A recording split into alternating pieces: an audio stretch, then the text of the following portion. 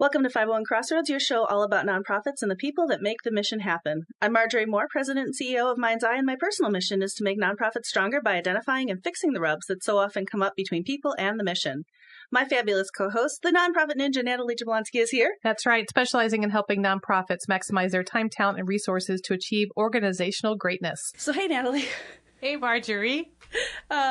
So, do you know what my least favorite part about running a nonprofit is?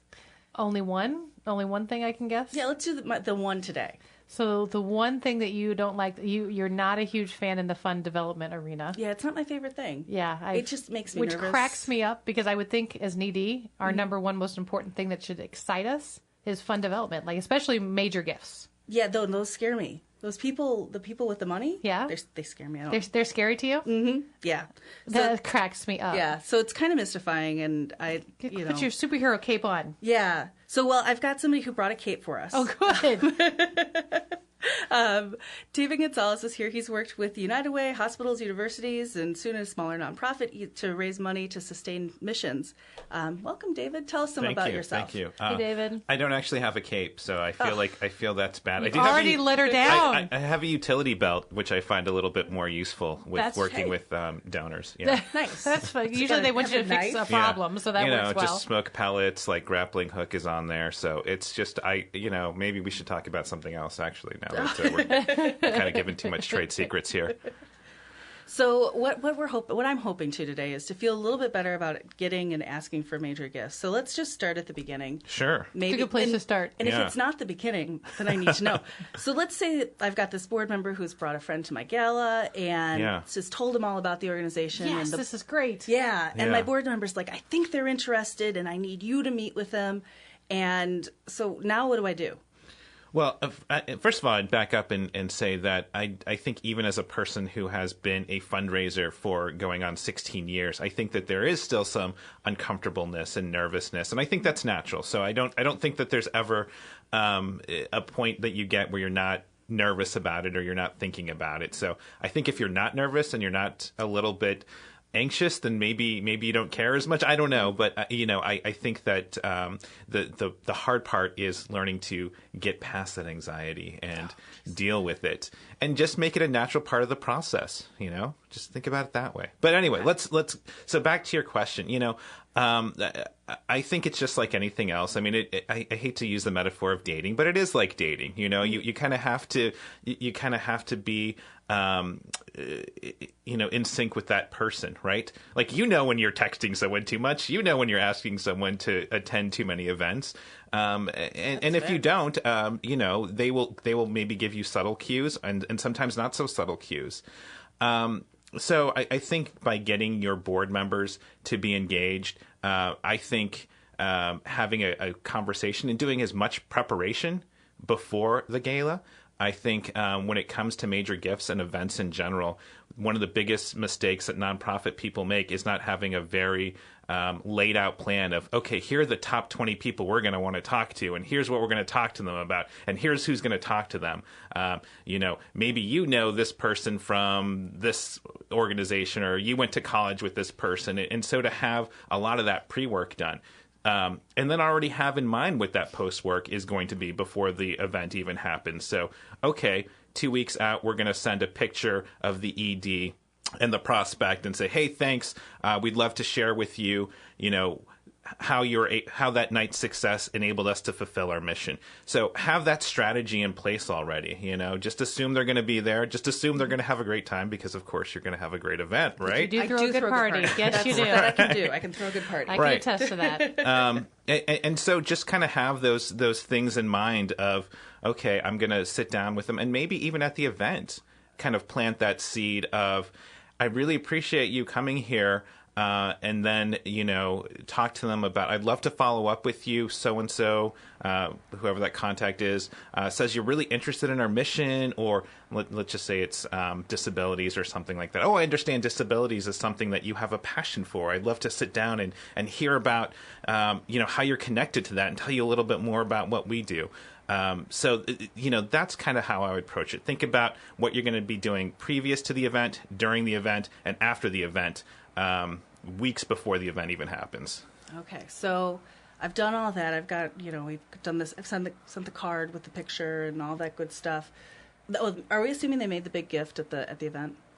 Yeah. Well, I mean, I don't know. I haven't been to too many galas where they've been, and I just had one not too long ago where we did the Fund and Need program, and we didn't have a lot of major gifts. So I think I don't know, maybe I've just had bad luck. I don't want to say like in my experience, but assuming that they just win an auction item or don't give that $10,000 gift, yeah, that's kind of the appetizer to the big gift, don't you think? They may have given something, as maybe it's something as small, or they may have bought a raffle ticket that night or participated in a silent auction format, but they're really kind of testing the water, I think, at that time as well. Just like going back to David's suggestion of dating, right? They're now evaluating that experience afterwards. Did they have a good time? Did they get their stewardship appropriately? So they're doing the same thing on the other side. One of the things I think that I love about what David makes note of it, and I want to emphasize it for our listeners, because as a consultant, this is where I've seen things gone terribly wrong with executive directors and events. Executive directors are fixers. They want to be involved in everything. Right. The night of the event, your job is not to be involved in the details. Your job is to be able to meet with those donors, to work the room, to say face-to-face, to have those handshakes. You should not be working the registration table. You should not be working the silent auction. Those tasks need to be assigned to volunteers. They need to be assigned to other staff.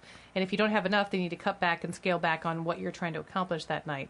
Now, as executive directors, I think we have a tendency just to jump in and try to fix all of that. But you can't then be doing what David is saying is so imperative to be able to start these relationships. If you say, "Oh, we need someone to help," I can do that, and the next thing you know, you've hidden behind the registration table. It's a very good place to hide, though. It is. Now you can hide in front of the registration table and stand there and be like a meet and greet and a welcomer, so that you have that first contact. If you need like a safety net, as the plated cheese to be comfortable around, right, in the networking world. But by all means, then you have to be able to be comfortable enough to work that room, and that means that you have to leave those details to your very competent committee, your staff, your volunteers, and let them own that. So you can do what David is so graciously telling us to do, and we need to do more of. It's amazing, and I don't want to get too off topic here, but I'm amazed at how many executive directors I talk to who admit that they're introverts, and that is not their comfort zone. And so, I think as development people, sometimes we're the extroverts, and I view us as sort of like the person in, the movie Devil Wears Prada, like the ED is Meryl Streep, and our job really is to whisper in their ear, like, this is so-and-so, you need to talk to them, this is this. And so you're not asking for money. You're not having to do a whole lot besides, make small talk or reference the information that I hopefully gave you beforehand or reminding you in your ear that day. I had an executive director who always loved it because we would have our events and I was right next to them. And per that movie, that is what I did. I would say, "David, it is so great to see you. How are you?" Right. And she would go, "Oh, yes, David, it's great to see you." She's like, "Oh, I'm glad you remember who the people are." That is, because, somewhat our job. And you have to make sure that you have the right people doing the right things at those big events so that you can open up those opportunities. So, So let's kind of keep going on this thing then. So I've heard, and you mentioned Marjorie's the prepping for her big event. Yeah, it's in February. I've got to get ready. So I've heard that people, you're supposed to have several communications with the donor before you ask them for money or before you ask them to give again. And if we're kind of on the dating thing, what if they're ghosting me? But as long as they're not catfishing you, which is a little bit of a problem. But I guess I know I can send a thank you note. That's pretty obvious, or a call. But what else should I be doing to nurture these relationships? I think the number one thing is actually showing people what you do, bringing them into wherever it is. And I know a lot of nonprofits, sometimes it's just offices that you don't do programming there. I've had the opportunity to work for, number one, a hospital recently. I just left that opportunity. And to be able to bring people in to see an operation is one of the coolest things you can do. Now, granted, not a lot of people can do that, but, working at a university, had the opportunity to, bring people in to meet with the dean, tour some of the buildings, see something like that. So I think hands-on, letting people see things versus just talking in a restaurant or a coffee shop about things, letting them see it, letting them envision it, I think that's really cool. When you're talking about major donors, a lot of times you're thinking about capital campaigns or expanding something. So again, going back to the hospital, when we're doing the St. Louis University groundbreaking, to have the architects there showing them the renderings and having the 3D images. So as much as you can see, touch, and feel things, I think that's important. kind of going back to my United Way days, if you've ever been to the United Way offices, they're just offices and cubes. But what we did with our campaign team is that we took them out to the programs that we funded so that they could see those. So putting a face on things, showing what the vision looks like, I think those things are key. So, in the first meeting, talking to them about, hey, we'd love for you to come down and see some of the things that we're working on or what we're doing or how this is going to look or this program, talking to people who have been helped, beneficiaries of, especially in Health and Human Services. Again, I think it's making it that personal touch because you're gonna have a lot of those analytics, a lot of those outcomes sprinkled out. But the quicker you can put a face on it, I think the better. And I think something that is key, what David's saying, is you can't touch, smell, taste, feel an email. Yeah. That needs to be done with a phone call. And I think going back to the dating, remember the first time you had to pick up that phone and actually have the conversation, which is probably why so many single people Natalie text now. hasn't dated in a really long time. The texting is a lot different, right? It's this kind of show. But it is that, yes, we have taken a turn and not for a good thing. But the reality is, I remember as a kid, like our phone was connected to a wall, and now I'm going to date myself with a cord. And heaven forbid a guy would call you because your parents are standing right there. It's not like you can take it in another room, right? Yeah. So there was that anticipation of the phone call, but you can hear so much and react so much quicker with that phone call to know if the time is right to invite them in or to invite them for coffee, or if the time is not right for them to do that, and if it sounds like they need something more, or you can hear that and feel that in a phone call, and you can't do that with an email or a text or a passive form of communication. Wouldn't you agree, David? Absolutely. I think emails are so easy to ignore. People get an email and they'll think about getting to it, and when they think about it, it's 2 weeks later. So kind of going back to what you were saying about, is someone ghosting you? I think that you have to have a certain amount of confidence to be a fundraiser and to not take it personally. It's tough, unlike dating, it's tough to know that you're not someone's number one priority, and that's okay. And you're not going to be like the top 5 priority. But to be gracious enough to have the appropriate follow-up. All the research about major gifts, they'll tell you it usually takes 4 to 6 visits and, 15 to 18 months to get that $10,000 more gift. And obviously there are exceptions to that rule. There are people who've worked on gifts for years and they've been large. And, there was one gentleman I met with twice, and he gave me a $5,000 check. So that was, certainly not a huge gift, but that was not like the return on investment of having 2 lunches with him, a grand total of 3 hours. Now, granted, he was in D.C., so I actually had to fly and see him, so there was that too. But the point is, that was a very quick thing, and that gift led me and my supervisor, who I was with, the head of development, to know, like, okay, this person is, if he could write a check for $5,000 and not think about it, this is someone we should be talking to about, something more substantial. So how do I know if I have a donor that's maybe giving me anywhere from maybe $500 a year to $1,000 a year?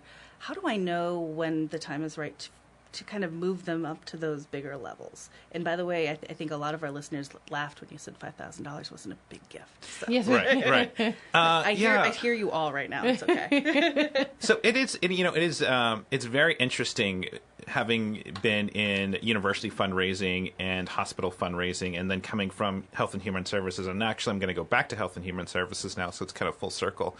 But the definition of a major gift switches in that chain, exactly. doesn't it? And I think the interesting thing is, and I hear this when it comes to Health and Human Services, because I didn't have this at United Way, is we don't have a lot of Health and Human Service people the sophisticated software that universities and hospitals have. It's very funny when I was working We can't even spell sophisticated in some small nonprofits because we can't afford to. Oh, no, Google spell check. Oh, that's really nice. Thank goodness. But at SSM Health, we had, I don't even know what you would call it, but they would have certain categories that people would fit into, and lifestyle categories, basically. So adults of a certain capacity with a certain lifestyle would be the Birkenstocks and Beamers category. So there would be like, you can sort of qualify them, young and basically low capacity, et cetera, et cetera. So I guess my point to that is there are so many products out there available to nonprofits that can give you, what else they've given to. That's always a good indication. Okay, so they're giving $500 to me, but they're giving $5,000 to another organization, or even $1,000 to an organization. So being able to look at what they're giving, I think, gives you an overall capacity. Are they someone who attends events? Are they? Do you see them? If there's someone who just goes to your annual gala and gives you $500, I don't know, but certainly worth a conversation. And some people don't want to attend events, and I think that goes back to knowing your donor and what motivates them. I remember having a great relationship with someone who was giving large capacity gifts, and I was so excited to invite them to this big event, and they said, "Oh, do I have to go?" Right. And I was like shocked, because I thought they'd be so excited to. And I said, "Well, you don't have to go." I said, do you have a conflict?" And they continued to basically just disclose that they hate events. They hate going out at night. It's all the different priorities they have in life. It's just not a thing. And they said, what's the ticket amount going to be? And so I told them, and I said, and what fundraising activities are going to be happening that night? And I explained to them, and they said, how can I write a check to make you not feel bad that I'm not there? Mm-hmm. And we discussed what that would look like, and we were doing a donation challenge, a Fund Me challenge, and they were a anonymous plant, and they used it that way. So when we got to that level, they kicked it off with somebody couldn't be here tonight. They wanted to make sure they made a donation, and they are kicking off this with their gift. And nice. So it was a great way for them to participate in the event and also get what they wanted, which was not have to go and eat that chicken. So I hate that chicken. you gotta love chicken, right? So I'm always curious, David, your opinion whenever, because people ask me this question. So what do we do when someone says to you after you've made an ask, how in the world would you think that I could afford such a gift? Or what makes you think that I have the capacity to give at that level? Now, we all know that there's tools and tricks for research and such, but what are some great responses you can give? Because I think those people who are scared to give, or not necessarily are scared to ask, aren't necessarily scared to ask. They're scared to answer that question. Mm-hmm. Yeah, and that's a tough question. And I think that, I like to, and I have never really gotten that, offensive response. I've gotten people who thought oh, okay, that's not at all what I was thinking, and so they were taking it back. And again, I think this kind of goes back to the previous thing of research and kind of knowing the person a little bit when you're making that ask. I think at this point, even without those sophisticated wealth screenings that a lot of those hospitals and institutions have, you could still have information out there. So, I think that, in terms of if you do feel like you have offended someone or they're taking offense to that, I think it's just acknowledging the fact that it is an aggressive ask. What I like to do is I like to put several different options in front of someone. I find that that's a lot easier to sort of minimize that, and there will be at different levels. So, for example, I was talking to one woman recently, and there was a gift for, I think, 30 and a gift for 20. And then there was an opportunity to fund part of a bigger project. So it didn't have a number. So that was, a little bit of wiggle room. And so for me, that kind of gave them different things based on what their interests are, without saying, here's 50,000 and then having to negotiate that. Because you don't want it to be a negotiation, right? It isn't. You're not selling them a car. You're asking them to be part of your mission and invest in what you're doing. So for me, when I send someone a proposal, I do like the notion of having several different options for them to give. But I think as fundraisers, the best thing that we can do is apologize if we offended anyone, but also recognize the fact that, hey, we have big goals. We have aggressive goals, and we think that what we're doing is valuable, and your investment would be valuable. If this doesn't feel like a number that's comfortable to you, I'd love to talk to you about what you think that you're able to do at this point. And so that's probably where I would leave it. Awesome. So you talked a little bit about proposals and things like that, and that is the one thing that when I've talked to other fundraisers, if they're frustrated with their job, their thing always seems to be, well, we just don't have any stuff to give to people, and I think they expect it to fall out of the sky. But do I need a fancy folder or something that's been approved by 30 people, or is it okay just to go in with my nice little Word document and say here's some stuff that's we need here, and also I need money? for the stuff. You might want to practice that pitch a little bit more. But I mean, I think it's always nice to have that collateral that I think it would definitely depend. So, and again, I'm going to go back to the St. Louis University Hospital example. I think you do need that brochure that has like, this is what the slick building will look like. And, some of those things, especially for capital campaigns. I think, again, being able to write really well, I think is key. And people have different thoughts on what that proposal should be. I had one supervisor who said, "Oh, the proposal should just be one page, and that's it, because they'll stop reading." And I don't know, maybe, I'm not going to say these are the hard and fast rules, but it should be something that's compelling, that is personal, that shows the outcome, that'll show what their investment will do. I think it has to look nice. It should be logoed. I mean, those are things that are easy to do. It doesn't have to be. It doesn't have to be some PowerPoint slick presentation or anything like that. I will say that when I've seen, and I haven't had this experience, but people asking for 10 million, 12 billion, whatever gifts, I've seen some really slick things, and probably for that level you probably do. But I mean, for a $5,000 gift, I think something that's very articulate and something that shows what this gift is going to do is going to be the most impactful. And donors are so savvy. I mean, I've never had a donor, for the most part, say spend more money on me and these things. I mean, they like it if you take them to coffee and dinner and lunch and that sort of thing. But I think as nonprofits, we always walk that fine line between, you want to seem like you've got it together and that it's a functioning ship, but you don't want to seem like you're too slick. I don't know, but I think there's certain things that are universally acceptable, and those include things such as proper grammar.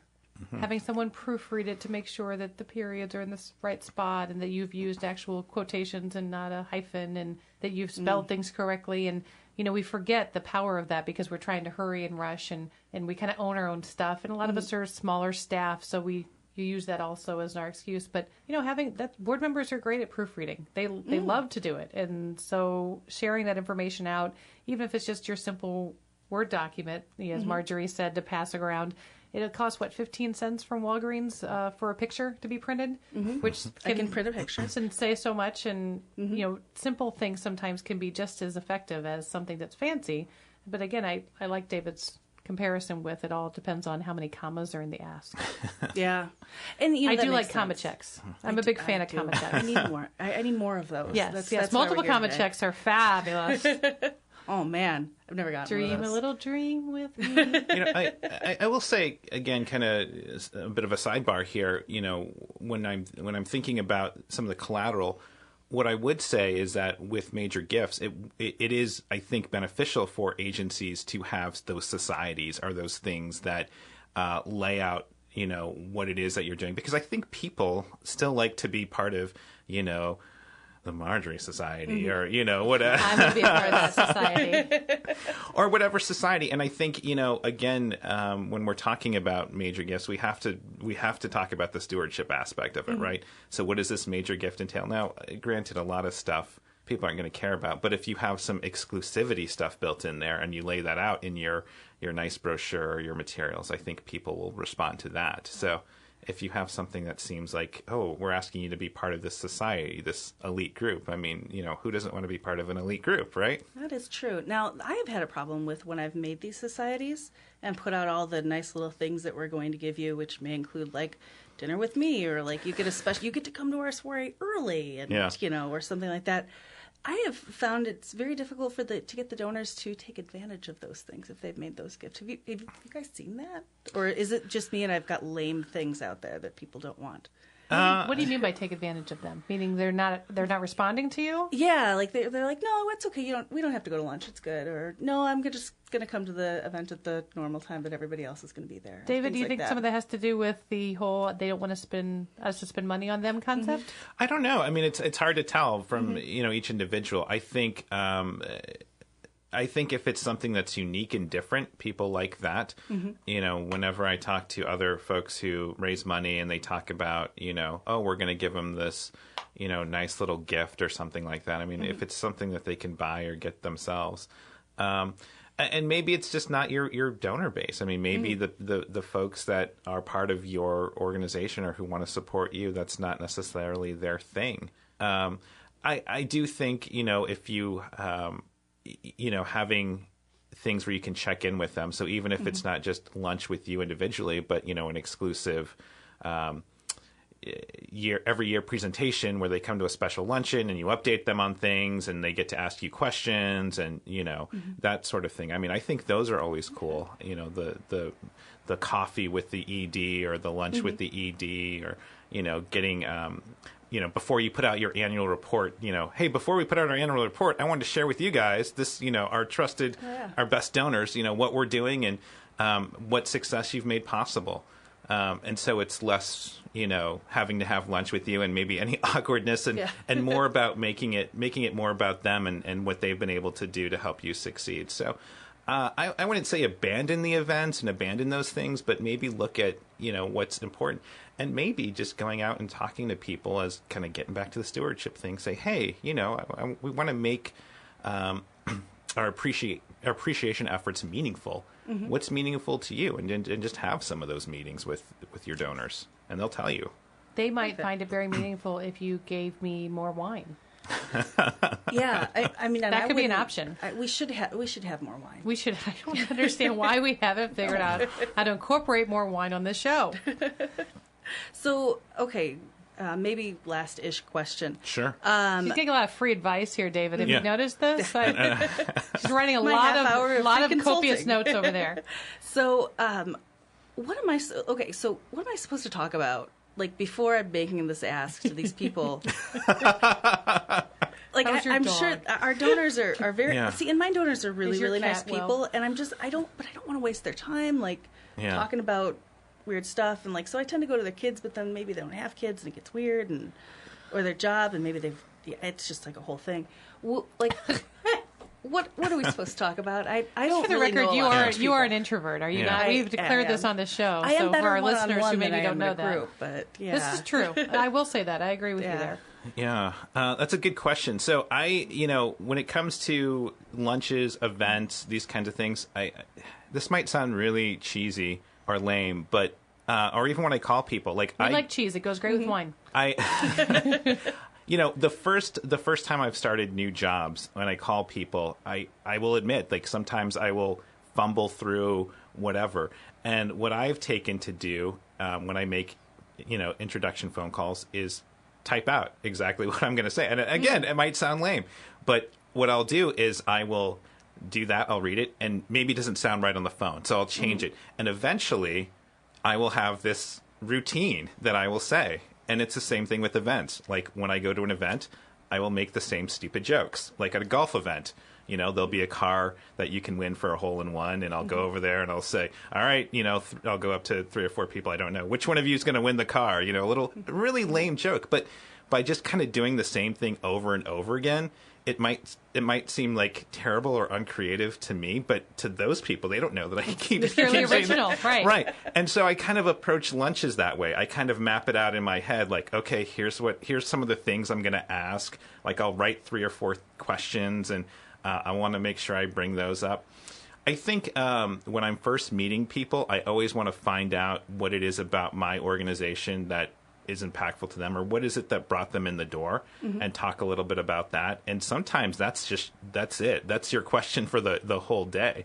Nice. I think it's good to have a little bit of success stories that you can share.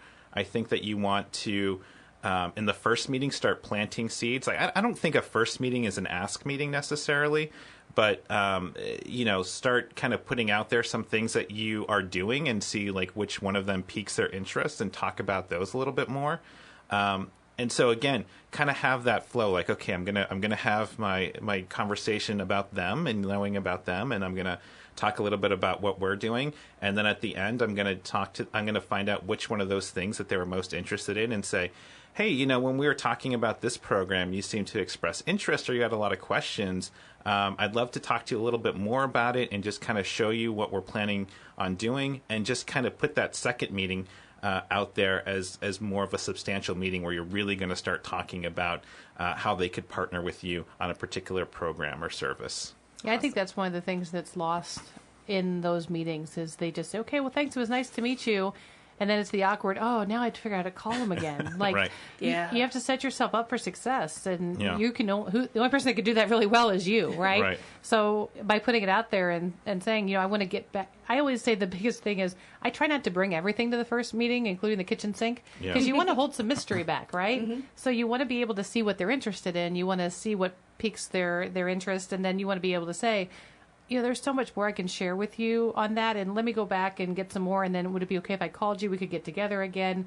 So you've already asked permission and gotten permission to make the call to meet again, to go over that information. And so there's something to be said about having information available, but not necessarily playing all your cards at the same time. Yeah.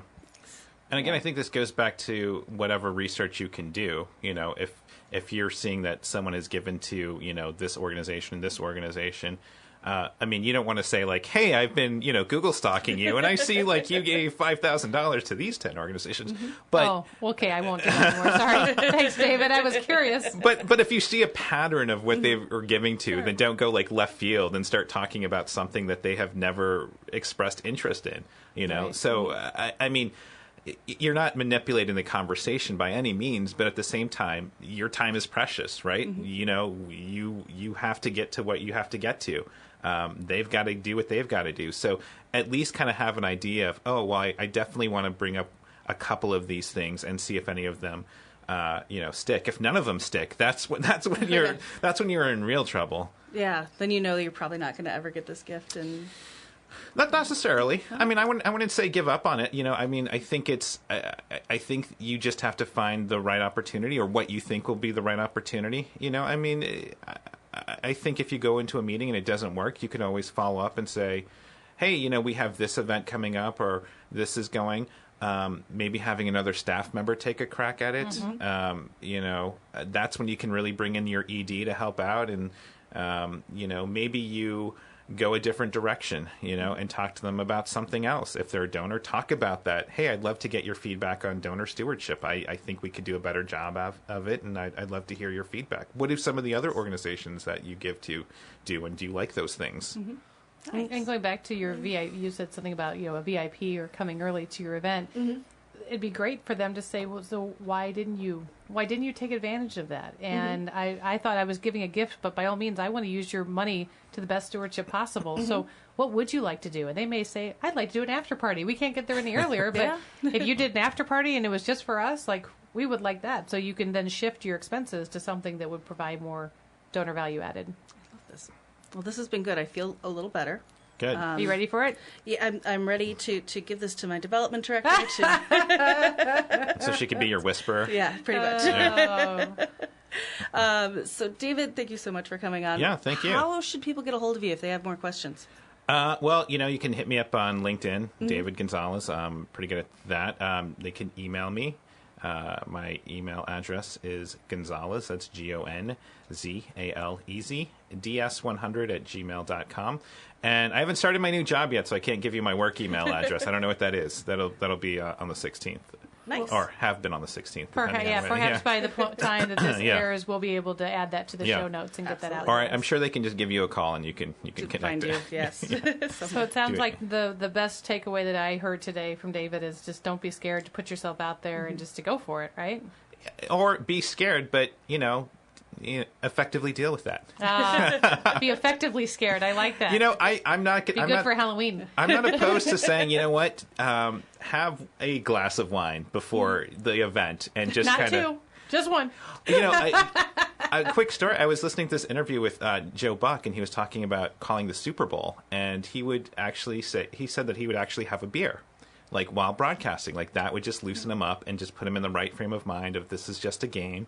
And he wouldn't pound it. He would just have one over the course of like an hour or so. So, and he was broadcasting to 125 million people. Right. So, that's got to be pretty daunting. So, look, you have to talk to 5 people for, It's not that bad. You got to find your comfort zone. There you go. And I'll have a glass of wine in my hand, for sure. That's right. Thanks for finding your comfort zone with 501 Crossroads.